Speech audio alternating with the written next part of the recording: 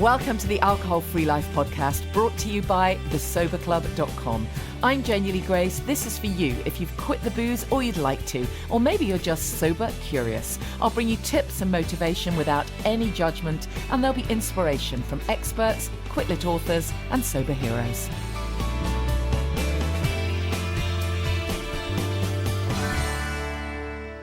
Hi and welcome to the podcast. I hope you've had a good week. Just hideous weather for most of the UK. Oh my goodness, when is it going to change? Anyways, I just thought I'd say that because there's actually it's really windy, so you might hear some wind noise as I'm recording, which is just absolutely bonkers, isn't it?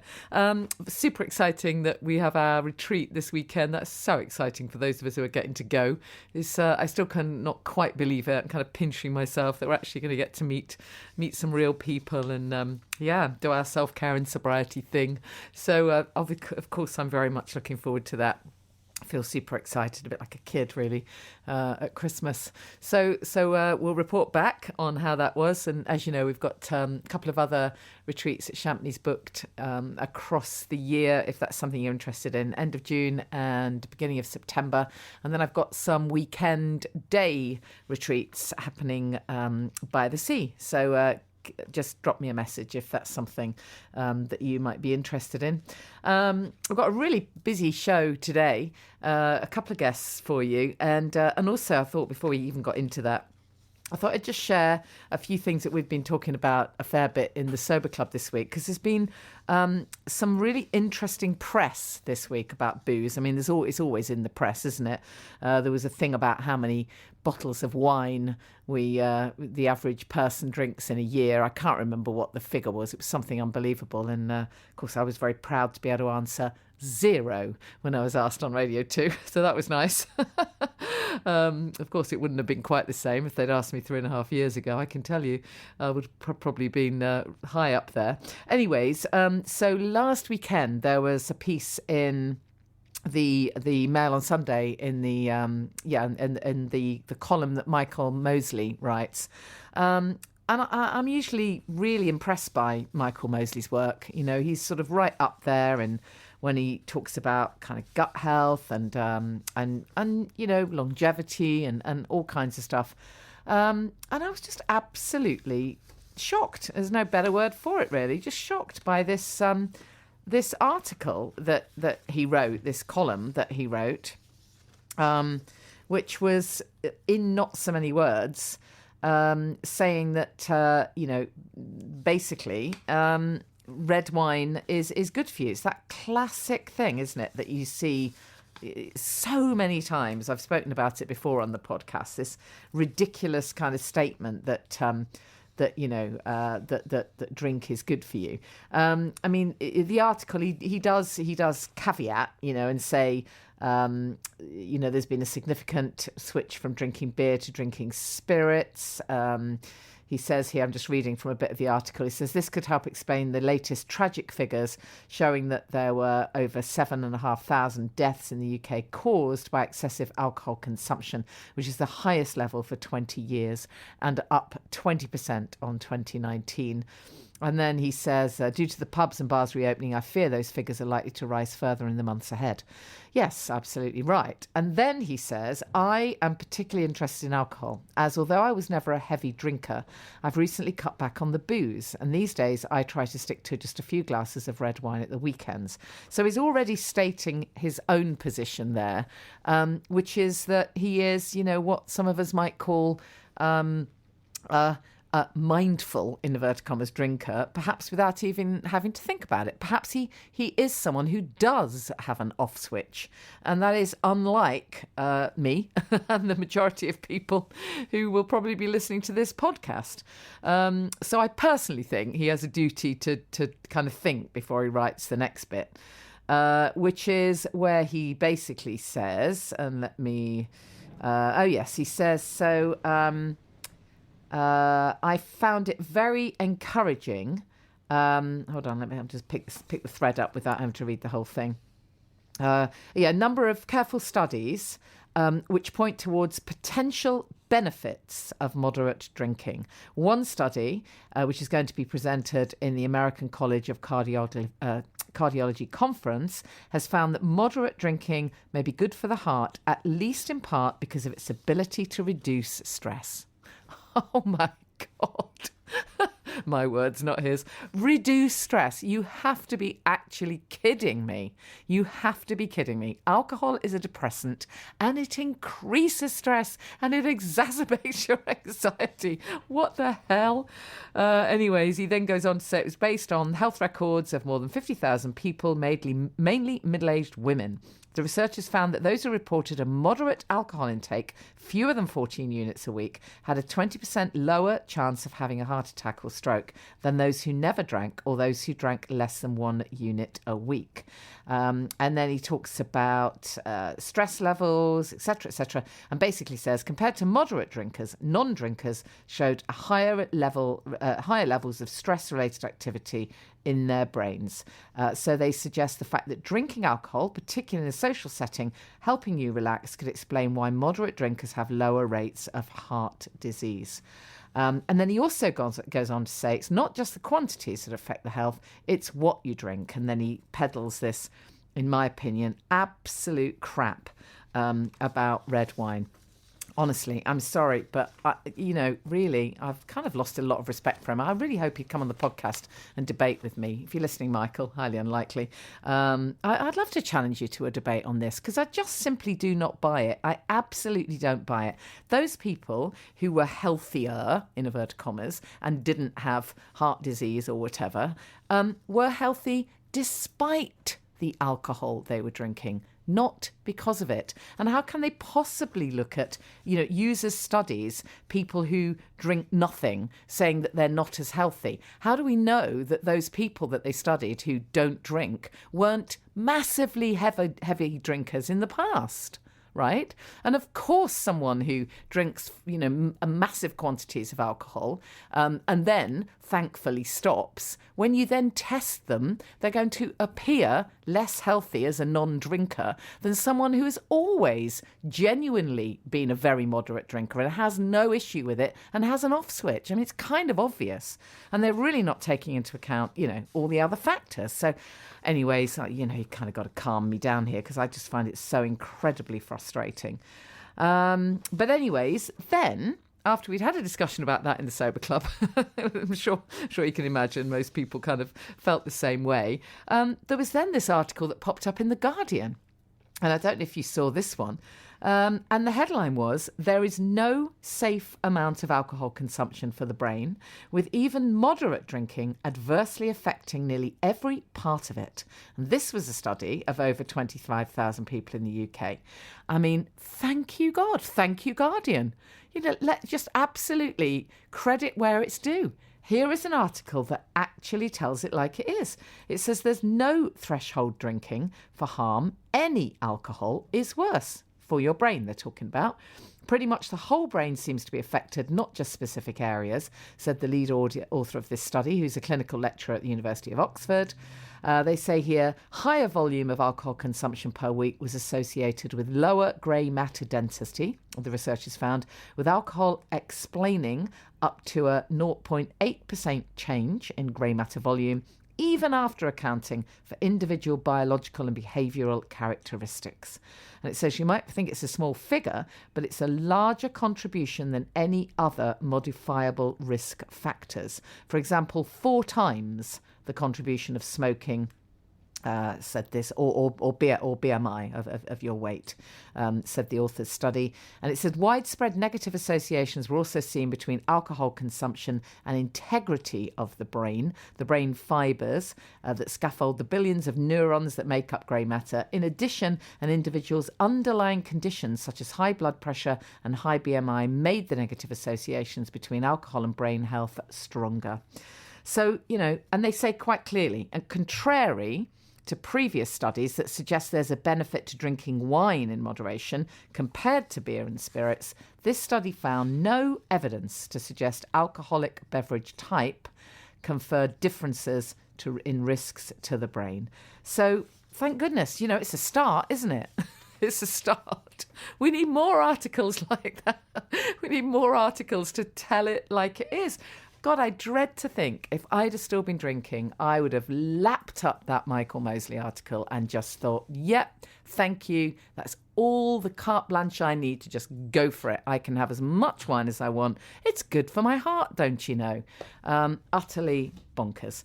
Anyways, let me tell you about this week's guests, because we've got a couple of really fun guests. One is Nicola, who has the most fabulous brand called Agua De Madra. You may have seen them in the supermarkets. This is kefir. This is water-based kefir. And I was completely new to this because I'd only ever come across kind of goat's milk kefir and the dairy kefir, which of course not everyone can consume. And just like kombucha is good for gut health, of course, so is kefir, and it's also a pretty fabulous drink. So we're going to be chatting to Nicola from Agua De Madra. And also, I just actually saw a press release for this couple who are doing this work around gratitude and happiness. And I just thought, that's just such a lovely story. So here we go. Let's hear from Adel. His partner in crime is Libby, but she couldn't join us on this podcast interview. So, but let's hear the interview anyway. We're talking happiness and self-care, and my guest is Adel, who is one half of a partnership with Libby, and they're the co-founders of this just awesome, amazing little bunch of products, which I just absolutely love. The Happiness Habit jar. Have I said that right, or is it the habit? Is it the habit happiness or the happiness habit? Happiness habit. That's exactly it. Amazing. Okay. Now this is, I love this when I saw information come through about it, because this is something that I've been talking about for so long, about this idea of choosing happiness and, actually making it real for yourself. So even when things do not feel so good and you're feeling really down, you can always find some positives, and you can always find a way of noticing the positives. And one of the things I always used to say to people was, get a nice glass jar and just write some stuff on a post-it note and just pop it in there. And then later on, when you're feeling a bit down, it's all there for you to look at. And you guys have created this, and it's beautiful. Before we get into the actual product, just tell us a little bit about yourself and Libby, and a little bit about your story. Yeah, of course. So Libby and I actually met probably 10 years ago. We both worked for this oil and gas company, so not the most sort of mental health and well-being oriented organization necessarily. Yeah. And after a little bit of time, I think we both kind of started to feel that, we didn't get a huge amount of satisfaction from it. It was still a lot of fun and a lot of technical challenges that we had to deal with. But, it was quite stressful because we were both in leadership positions, and B, we sort of didn't have that sort of spark for making, we didn't feel that necessarily we were making the world a better place. We were definitely making the shareholders of the company a bit of money, but yeah, so one of the things that sort of happened during that time is because of sort of the stress of managing big teams, both for myself and Libby, we both kind of had our separate mental health struggles. So I went through that probably 4 or 5 years ago. Luckily, I've had a lot of really good help, and I feel, much more better, and I think much better now, and I think I'm pretty much recovered. And it was similar with Libby, where she really, really had a difficult time probably 3.5 years ago. And she developed these physical symptoms like, chest pains and stuff like that. And we didn't really know if it's something, with the heart, etc. But actually often or sometimes these things are just linked to the environment that you're in and just being under a lot of pressure. So we decided that we'll do something differently because, what we were doing wasn't 100% working for us. And we had this idea of creating a company that would focus on mental health and kind of leverage all of the things that we had learned through, our ups and downs, and especially the downs, because that's when you're doing all the learning, and transforming that into, easy to use, simple products that people can just pick up and not necessarily, transform their life into a situation where they will never have a stressful day, or they will never, feel anxious or depressed, but in a way that just makes their life a little bit more manageable through building their resilience to life's ups and downs through really, really simple techniques that are based on our experience, but also kind of based on science. We're both relatively sort of scientific people, so we like to sort of reference a lot of the things that we're doing. Yeah, fascinating. I mean, tell us a bit about the science of happiness then, as you know it. I mean, there is a theory, isn't there, that we can choose happiness. It's not necessarily just something that may or may not happen to us. Yeah, I mean, so for quite a long time, psychology in general was mainly focused on, looking at what's wrong with us. So, for instance, if you think about, Freud, for instance, it was kind of trying to understand the origins of some of, the symptoms that we had in real life that often were based in our childhood, etc., and had really difficult, feelings and relationships towards our parents. I mean, stuff which is quite intense. And there's this other branch of psychology which is called positive psychology, which sounds quite sort of new agey, but it's actually based in science, which focuses on, rather than what's wrong with us, on how could we leverage our strengths and how can we just feel better through doing really simple things. So, for instance, a really interesting research showed that just by doing 5 minutes of gratitude per day, and that can be simply closing your eyes and thinking, okay, well, I'm grateful for the lovely breakfast I had this morning. I'm grateful for it not raining for now, even though it probably will at some point later today, and being grateful for having a lovely partner, for instance. Just literally taking a few minutes per day doing that. When doing research, you can prove that these people will feel will self-report feeling a little bit happier at the end of the experiment. So it's just trying to find these simple tweaks that we can do to just help our happiness flourish a little bit more. Yeah, definitely. And with many of the people that I work with, they've found that actually just being a bit healthier generally makes a massive difference. And obviously for many of the people listening to this, ditching the booze was a big factor. And I know Libby can't be with us today, but she also ditched the booze a couple of years ago. She did, and she's been she didn't necessarily drink excessive amounts of alcohol before, but it was something, and it kind of was similar for me as well, actually, where you just get into this routine where you sort of will meet with some people or just have a drink in the evening, and you don't necessarily have control over why you're doing it. And she noticed, for her at least, that just stopping completely and never ever having a drink is easier for her. And she's been saying that she sleeps a bit better, and she's a bit more mindful of the instances where she has this urge to oh, it would be nice to have a glass of red wine now, but you kind of just try to I guess notice that and think, okay, so what is that telling me? Is there something uncomfortable around me? And it's not necessarily, it doesn't mean that if you stop drinking you'll be necessarily happier, but it's just it can encourage you to be a bit more mindful about your emotions and how you feel about things. Yeah, absolutely. I mean, that once you ditch the booze, you do have to face your emotions. Yeah, yes. You have to sit with it. You can't just choose to just numb out, And usually when we reach for a drink, it's not the drink we want at all. It's a certain feeling. So we have to get used to knowing what feeling we want to create, don't we? So tell us a little bit more then about your, what the decision was. I'm trying to say, in trying to create this with this product. Well, tell us exactly what it is, and then tell us how you went about choosing what you included in the product.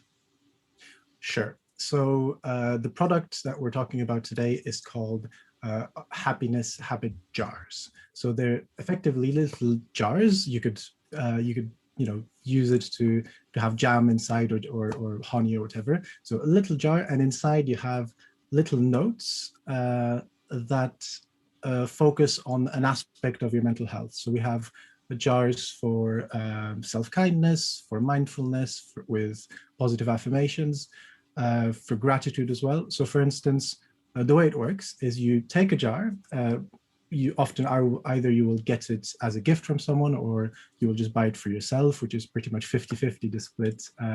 Is that interesting? Yeah. It's a nice gift. It's a really nice gift. Yeah, and I think we're also allowed to sort of gift something to ourselves. Absolutely, absolutely. Yeah, the ultimate bit of self-care. Get yourself a nice gift. Yeah. Sorry, Absolutely. Carry on. Anyway, yeah. So how it works. It's extremely complicated. No. So you open the jar every day and you just pick one of the notes inside, and then the note will have a mindfulness message or a mindfulness challenge depending on the jar. So for instance, we have a jar specifically called the mindfulness jar, and the challenge for the day will be to, if you have the ability to do so, sit in a green space for 5 minutes, close your eyes and just feel the air and feel the sort of sound of nature around you.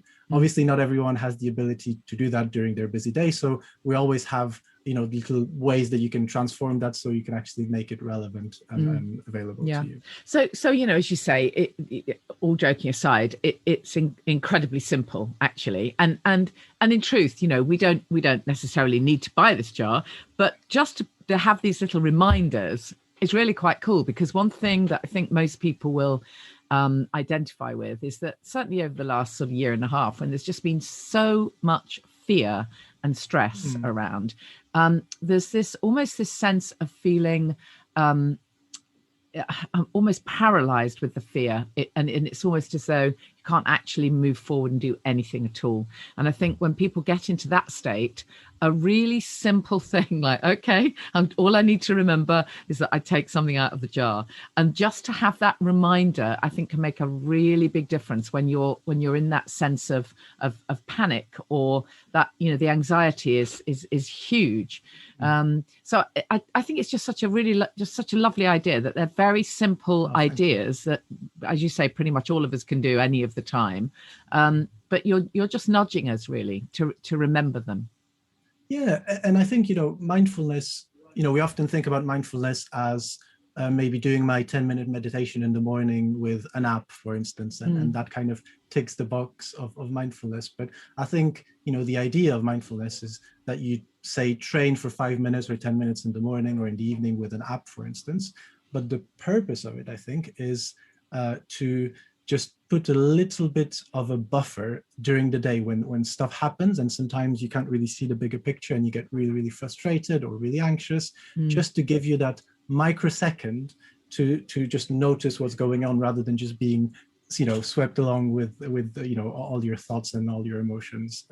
So using these is almost like a way of taking a little break for just a minute or so. Yeah, absolutely. So with your own mental health challenges, as you said, a lot of it came through, stress and overwhelm effectively. What were the main things, do you think, that really helped you to get through that period and to, as you say, come out recovered? Yeah. So one of the really important things we say whenever we're asked to talk about this is that we're not doctors. We're just two people who've struggled with mental health like a million of other people around. And for a lot of people, if you have a mental health condition, and again, things exist on the spectrum, but if you have obsessive compulsive disorder or PTSD or something like this, simply speak to your GP. That is the thing that will make 90% of a difference. That being said, we can all do little things to help our mental health. And also, for a lot of people, it's not like we have one diagnosis. It maybe just means we're struggling with our mental health and we need a little bit of support every now and again. Sorry, I lost my train of thought there. No, it's really just what was the main things that worked for you? I mean, I remember, you said that, I mean, I'm sure there's lots and lots of things, but it's interesting that one of them for you in any case was you decided to change career completely and focus on doing something you love. And actually, I find that it's very interesting with a lot of people when they stop drinking and the world opens up to them, suddenly they feel that sense of dissatisfaction with things that are not really serving them, and they want to sort of find their purpose and their passion. And I'm guessing that was a big part of it for you. Absolutely. And thank you for reminding me. That's all right. So I think I would say just three avenues for me. the one that's made the biggest difference is I was actually going through a really severe, depressive episode, and I needed some help. So I had a fair amount of counseling, and that has made a massive difference. I would say that was 70% of me recovering. But at the same time, I started gratitude journaling, which is, you probably can see it in the back. It kind of triggered us then designing a gratitude planner. But that meant every single day, no matter what, during my commute to and back from work, I was doing a little bit of gratitude journaling. That's made a massive difference to me personally. And I think that what you just said is so important. I've never been to an AA meeting, but my understanding is, I think the 12th step, or 13, I think 12, is that you help someone else. And I think that doesn't necessarily, I think obviously helping other people and sharing tools, etc., is good for other people's mental health, but it actually very, very selfishly is also helpful to me, and is also absolutely helpful to kindness is good for you, isn't it? It's really good for the person receiving it, but it's really good for the person giving it. Yeah, absolutely. Fantastic. So anyways, it's a really cool product. I love it. And I hope it does. I hope it does really well, because I think it's a really lovely idea as a gift to give to others, or as you say, a little gift for yourself. Very, very simple idea, and just helps us all focus on mindfulness and positivity and happiness. So yeah, I love it. Just give us your website then, and tell us where people can find out more about it and buy the product. Yeah, of course. So our website is adbra.co.uk. So it's adbra.co.uk. All of our products are there. And you can also, if you have any questions, or if you want to have a chat with us, just send us an email. All the information is on the website. Right. And what else do you sell then, by the way? What? Of course. So just above my head, I'm not sure if you can see it, there are gratitude planners. Okay, a lot of people are just listening to this, but I can describe it. So you've got some nice pastel colored journals. That's right. So gratitude planners, yeah. Yeah, so they include, it's not just a gratitude planner, it includes a sort of step-by-step process around 12 growth areas that we've sort of developed based on a lot of research and our own experience. So jars, and we also have positive affirmation cards. So these are really, really simple as well, kind of like the jars. You simply can pick a card from the deck every day, and it has a beautiful illustration illustrating a positive affirmation. So for instance, my body is my best friend, and we've designed a really nice illustration to sort of make it feel more real in there. Great, love it. Adel, thank you so much, and say hi to Libby. Thank you. I will. Thanks so much for chatting to me. Have a lovely day. Thank you, Adel. Make sure you grab one of those little happiness habit jars. And as promised, let's talk to Nicola. My guest is Nicola Hart, who is the founder of Agua De Madra. I hope I've said that right. Nicola, it's a water-based kefir. I mean, lots of us are very aware of kefir, and I know about goat's milk kefir, but I wasn't aware of water-based kefirs. So tell us a little bit about this unique and lovely product. Hi, well, thank you for having me on. It is interesting, and it has been around for thousands of years, oddly. And it's similar to dairy kefir, but it's made with a different mother culture. And our mother culture was discovered around 2,000 years ago, supposedly, as the legend has it, on the pads of the Apunta cactus in Mexico. So that's the prickly pear cactus. It's not part of the cactus. It's a naturally occurring SCOBY, it's called, which is like a sort of, it's this kind of wonderful, jelly-like crystals. I can show you the mother culture. It's kind of a magic. I mean, we think of SCOBYs when we think of kombucha. Yes, well, this is a SCOBY. It's a different one. Ah, the kombucha SCOBY, your people probably know is more so like a mushroomy kind of brown mushroom. And that, for anyone not looking at the video, is more like little crystals almost. These are jelly-like crystals. They're lovely. It's a lovely kind of texture, which oddly occurs in nature. I think the dairy kefir crystals don't look like crystals. They look more like cauliflower, little cauliflower grains. They're opaque, and they was discovered supposedly in the Caucasus, and ours were discovered, much further west in Mexico. Right. And I think that the Mexicans do have a drink called tepache, which is fermented pineapple, which I think they possibly used the Tibikos culture. This culture is called Tibikos. And actually all over the world, in Japan, I think it's called bees culture, or something called Japanese bee culture. So all cultures have a name for it. So it must have been prevalent. And just in case anyone isn't aware, just tell us a bit about the kind of thinking behind fermented drinks that use these cultures, because they're meant to be very good for us. Well, I mean, listen, wine is the original fermented drink, isn't it? So, I mean, I suppose the point about these is you would probably put it in a similar category to kombucha, because it's made with a SCOBY, mother culture, which you wouldn't be able to. I mean, you can make sourdough bread from natural ferment from the air, with acting with flour and water, so natural yeasts and bacteria in the air. This you wouldn't be able to recreate without your mother culture. So I suppose the thinking is that, I mean, the reason why people drink it is because, mainly because it tastes good. That's the first reason, but also it does have incredible health benefits, because the bacteria and yeasts that are on the mother culture, in the SCOBY, which is a polysaccharide matrix of bacteria and yeast, which is a bit more complicated to talk about. Once you feed them with natural sugars and fruit, they come into the water. They basically end up being transferred into the liquid. That's kind of a biological process. And the live cultures are also present in the liquid. They're broken down, but that means it's still fermenting. And some kombuchas and kefirs are filtered to get rid of live cultures, because I suppose it's more practical, but you also lose the health benefit. And actually a lot of the taste, you're losing the yeasty mouthfeel. Why people, I've found, and actually why I set up the business in the first place, wanted to drink it, is because you have the ritual of drinking, you have that kind of yeasty mouthfeel, but you don't have, the major alcohol hit. I mean, we do have, probably similar to kombucha, we have this trace alcohol, which you don't need to pay duty on. So it's not, a lot of people don't count it as alcohol. And a lot of people give it to their kids, actually. People drink it when they're pregnant, breastfeeding, even, but it's a great substitute for alcohol. In many ways. And you've obviously added flavors, because the one I tried was lovely. Yeah. It was very gingery. It was really nice. Oh yes, that's the original one. Ginger really works well with it.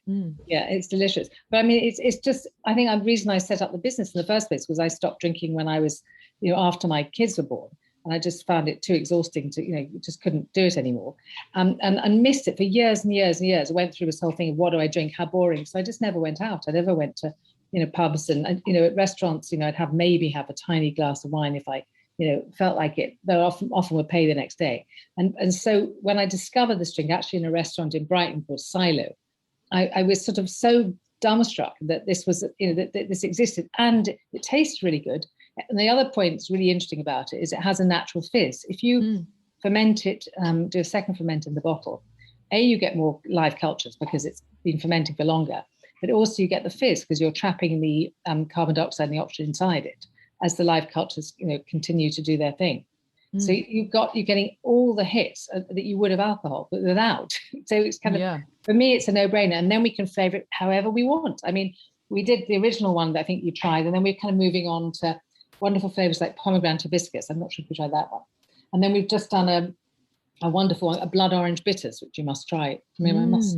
And so you can go anywhere with it. We've also been very brave and thought, why not? Let's try it with coffee. So I've just made a coffee kefir as well. Wow. So you get the kind of, you're going to get a little hit of coffee because it's made with espresso, but it's like a cold, slightly fizzy coffee with, with the kind of the yeast as well. It's kind of quite complex and interesting. And what about the kind of the sugar profile? Because I'm guessing that it's a little similar to kombucha in the sense that, yes, you need sugar, but then the SCOBY eats it, basically. Have I got that right? That's exactly. You're absolutely right. The sugar's metabolized. So the fruits, the natural fruits, you munch up the sugar and metabolize it into more live cultures and trace alcohol, but so little. It's not about the alcohol, it's about the live cultures. And ours is unfiltered, which is why we've got 55 billion live cultures per 100 mil. I mean, somebody sat there and counted it. I think we had Huddersfield University do a study. So the health benefits of kefir water generally, and ours, specifically because we're unfiltered. A lot of people kind of want to filter everything out of it, just make it slightly more stable, because you have to keep it in the fridge. It's a live drink. So people have to learn to treat it like a sort of dairy kefir or yogurt. Yeah. And so would you, that education there. But once they get their heads around that, you're fine, you're away. And it lasts, 8 weeks in the fridge, if you're look after it and keep it cold. Yeah. So do you see it then in the kind of health drink sector, as it were, really rather like question. kefir is, or do you see it, along with the botanical alcohol-free spirits? Well, it's both. Yeah, exactly, or both. I mean, that's it. We're kind of lucky in that way. I mean, I chose to brand it. Originally, I thought, yes, I was attracted to it because it's healthy, but I thought, actually, I want to drink it because it tastes good. And so I kind of made a deliberate decision. I think most other brands, kind of kombucha as well, brand it to look like a health drink. And I thought, actually, no, let's make it look like a fun drink people want to drink. Because people make decisions. I don't know about you, but my friends, we would make decisions. Emotionally, really, about what we drink. It's a last minute thing. We want something that's a bit of a treat. Don't we? And so I thought, let's make it easy for people. And luckily, it does. It's good for you as well. Yeah. But, tell us about the name then, because obviously you've got some kind of Spanish connection going on there. Yes. Well, originally it was found in Mexico, so it made sense to make it a Mexican name. And because it's made with a mother culture, I thought, well, we're not going to call it mother's water. So madre came up as a lovely word. And agua, obviously, because it's mother's water. And my co-founder also has Moorish Spanish restaurants in London, Moro and Morito. So it kind of all fitted together, really. But also it's different from kombucha. I don't know what I'm sure you and a lot of your people, your listeners, will know about kombucha and drink it occasionally. But I always found kombucha quite acetic. Although it's, some very fresh brands are delicious and there is a sort of slightly similar profile. But it is more when you look into it and study it. So I was saying Huddersfield University studied it, our drink. And the dominant lactobacillus is we've identified. And kombucha doesn't have that. That has much less lactobacillus and I think 3 times less, actually. And it's much more acetic. So this is gentler on the gut and easier to absorb. And a lot of, you've probably been listening to, Dr. Tim Spector and Michael Mosley, and they all push kefir. And this has the same amount of live cultures as dairy kefir. So Does it really? Wow, that is interesting. Absolutely. So it's a kind of vegan version. There's slightly different lactobacillus, but ours, the predominant ones, pseudomesonteroids, are proven to be able to be absorbed by, travel through the passage of the stomach and be able to be absorbed by the small and large intestines. Because your gut already has lactobacillus in it, so it's kind of a natural thing that could adhere to the walls of your gut. So it is a gut health drink. That's really interesting because, I have a lot of people who really want to drink kefir, for the probiotic value, as it were, but they're vegan, so then they don't want the dairy, of course. Well, so that's fascinating that it has the same quality. Amazing. It does. It absolutely does. What's the plan for the brand then? Where do you sell most of it, and what's the plan for the future? So we started off in restaurants, and we got lots of chefs loving it, which is nice because I suppose chefs don't want to be drinking while they're working. And this was a good way. It's quite addictive, actually. There's something quite Moorish about it, which is nice. And then we started going to retail. We're in Planet Organic and health food shops like Revital around the country, and now also in cafes as well. And lots of health food shops and lots of kind of farm shops actually have picked up on it. So people in the country who want to be able to drive and have a drink. I suppose that's how they see it. We envisage it, especially with a large bottle. I'm not sure if you have the large bottle. This nice 75 cl, which has a flip top, means it carries the fizz, keeps going for, as I said, a few weeks. You don't need to drink it all at once as a sort of alternative to wine. So you have it on the table either when you go out to restaurants or your pub. That's kind of the ambition, for it to be a healthy kind of soft drink alternative with a bit more. It's craft produced, it's small batch produced, so with a bit more value really. And it's not an elderflower, it's not a tomato juice. It has a little bit more complexity and it's a bit more grown up. That's really the point of it, which is why I got very excited about it. I used to be in the film industry and do something totally different. I'm always obsessed with food. But so kind of discovering it was sort of like a sort of eye-opening time. I thought, why is this naively, a second career? Let's make it How crazy is that? Amazing. So I do have ambitions. I do have ambitions. We've got sustainable byproducts. We've got culture shots. I mean, the brand, I decided to call the company Agua De Madra, so it could give me the opportunity. And this, we take the ginger and lemon and that's great. So they're little shots, right? They're little shots with kefir water. So that's new. We haven't actually launched those yet. That's really exciting. Great. But then we have this other one, Remedio Natural, which people crave and buy the box. And what's that? This is again the ginger and lemon from the first ferment that we whiz up, in the blender, spilling all over the computer, and you add it to hot water. So you either have it as a drink in the morning. It's like a shortcut, part fermented ginger and lemon. Oh wow! You add it to either a hot drink or you use it for cooking. Actually, lots of people use it to make spicy food, in cakes and things. Oh, and that sounds amazing. What's that product called again? It's called Remedio Natural. So I called it that because it's sort of like a lovely winter warmer. Wow. But people have it all year round. And it's just nobody's really doing anything like this. It's a cold, you have to keep it cold because it's obviously doing its thing. And it tastes really, really intense. And I sell loads of it all over the country, actually, via the website, but also, at the farmer's market where I do all my testing out, and then people can reflect and tell me what they think, and which is great, and they kind of love it. Everyone loves it. We've all made it part of our lives, really. Even you'd have it more. You'd have it daily. You wouldn't necessarily have the drink daily, though. Actually, people do. And for gut health, you'd have around 250 ml of agua daily, but or as much as you wanted, really, but that's kind of all you really need for gut health.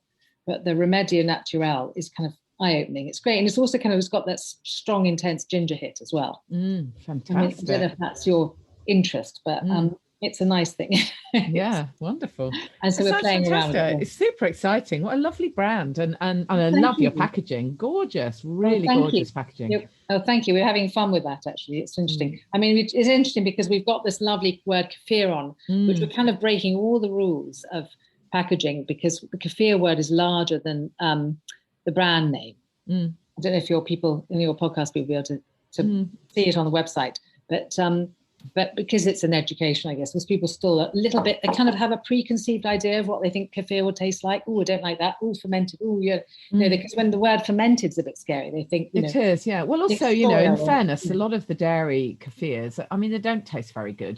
People drink them because they think they're, it's good for you. They think it's good for your gut. And so you kind of hold your nose and get it down and you do it because you kind of have to. That's the truth of it, really. So you really are turning it on its head.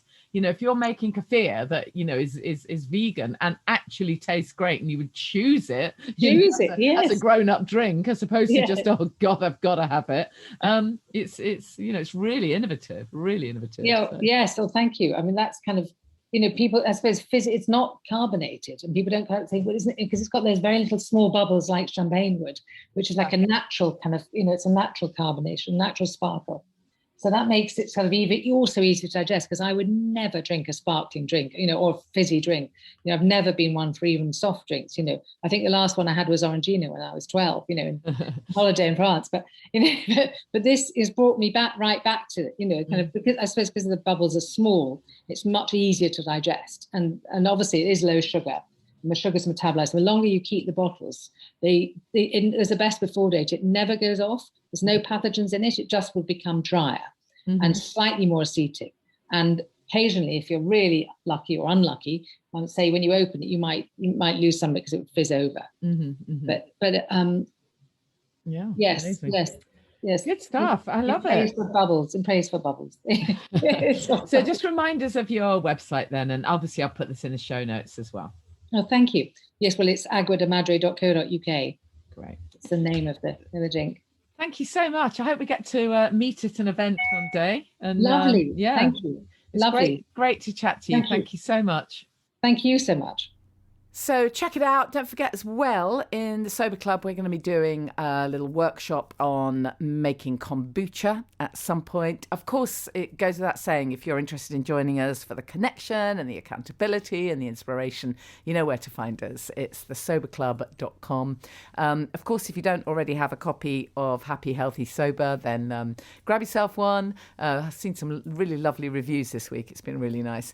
And if you want to check out those Champneys dates or some of the retreats that I've got coming up soon, then you'll find everything at thesoberclub.com. Really important to stress again, as always, that if you're starting out, if you're just doing this now, I got a great response to the podcast last week with William Porter, because I think, a lot of people are venturing out after getting sober during lockdown, so kind of venturing out, socializing. So if that's you and you're struggling, then reach out. There's always so many tips available and ideas and strategies and just people to support you. So make sure you get connected. If it's not the Sober Club, join another group. But tell someone you're doing it and get connected.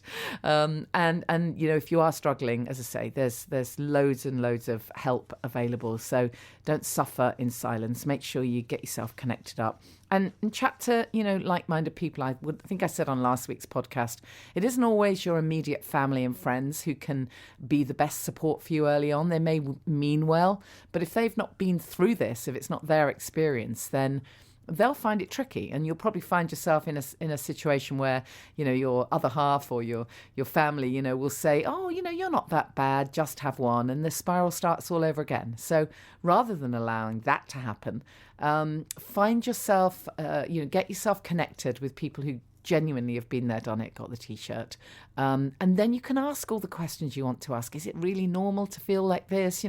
Is it right that I'm still not sleeping after 10 days? Yes, it is. Quite possible. Is this normal? I'm getting leg cramps. Is that normal? Yeah, probably need more magnesium. And so it goes on, and ask people who've been there, and that it'll make you feel so much more supported.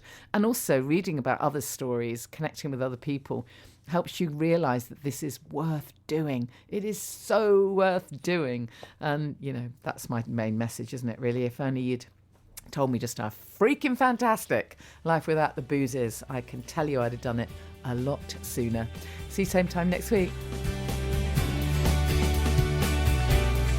Thank you for listening to the Alcohol Free Life podcast, brought to you by the Sober Club. Please rate and review. And if you want support, accountability and inspiration, and you want to live your best life without the booze, check out thesoberclub.com.